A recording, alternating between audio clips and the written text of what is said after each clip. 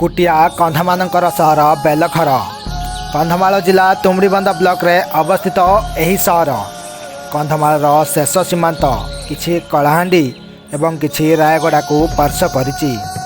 घाटी पहाड़ जंगल रे परिपूर्ण बेलखर समुद्र ठारू प्राय 2500 फुट उच्चरे अवस्थित यही अंचल तुमड़ीबंध सहर ठारू प्राय 25 किलोमीटर घाटी पहाड़ पर्वत चढ़ी पार हेले पहुँचेब बेलखर को।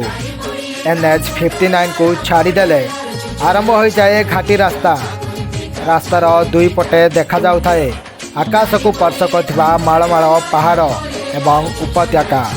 सेही जंगल मझिरे गोटे छोट पिचु रास्ता सेही रास्ता कड़े रही शाल पियाशाल एवं अनेक प्रकार गछ जो माने केते कालरू एही रास्ता कड़े सैन्य परी जगी रहिछंती।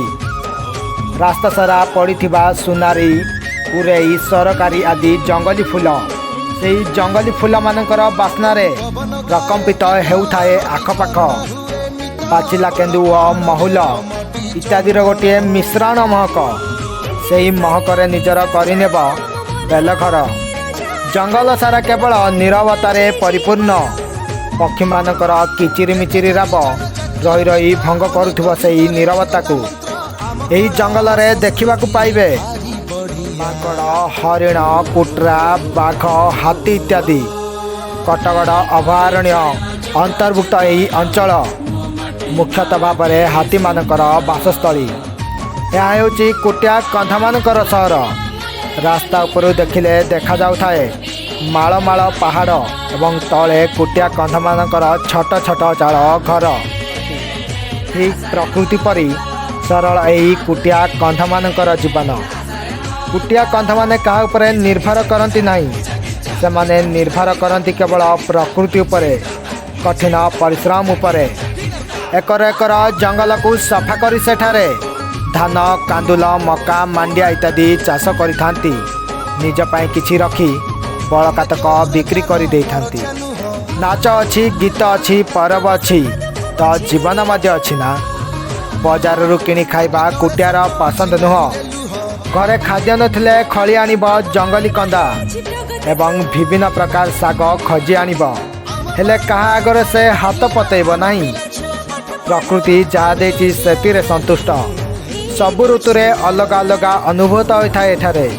शीत ऋतुरे प्रबल शीत, वर्षा ऋतुरे आंठुए पानी, ग्रीष्म ऋतुरे छाती तरा खरा। आग परि आउ रही नहीं कुटिया कंधमानकर सहर बेलखर। पहाड़ को खली तैयारी होई सारिलाणी अंका बंका चौड़ा पिचु रास्ता। एठारे रहिबा पाई अछि काठ बंगला। विभिन्न सरकारी योजना माध्यम बदलिबा पाई आरंभ होइछि कुटिया मानकर जीवन धारा। शिक्षा व स्वास्थ्य व जीवन जीविकार सुजोग पहुँची पारिछि। तथापि कुटिया बंचिबा पाई आशा करुछि सेही जंगल को, पहाड़ को, प्रकृति को, परंपरा को, निजर कठिन परिश्रम को। आपण माने केबे आसंतु ना कुटिया मानकर यही सहर को अनुभव करबा पाई सेमानकर प्राकृतिक जीवन धारा को, सेमानकर परंपरा, सेमानकर जीवन धारा आपण को निश्चय भल लागिबो। यही कुटिया मानकर सहर आपण एटारे भेटी पारिबे। प्रकृति को शुणी पारिबे, पहाड़र प्रतिध्वनि को देखि पारिबे। गोटे अलग सहर को व्यस्त बहुलता को भूली जाई किछि समय पाई बंची पारिबे जीवन को।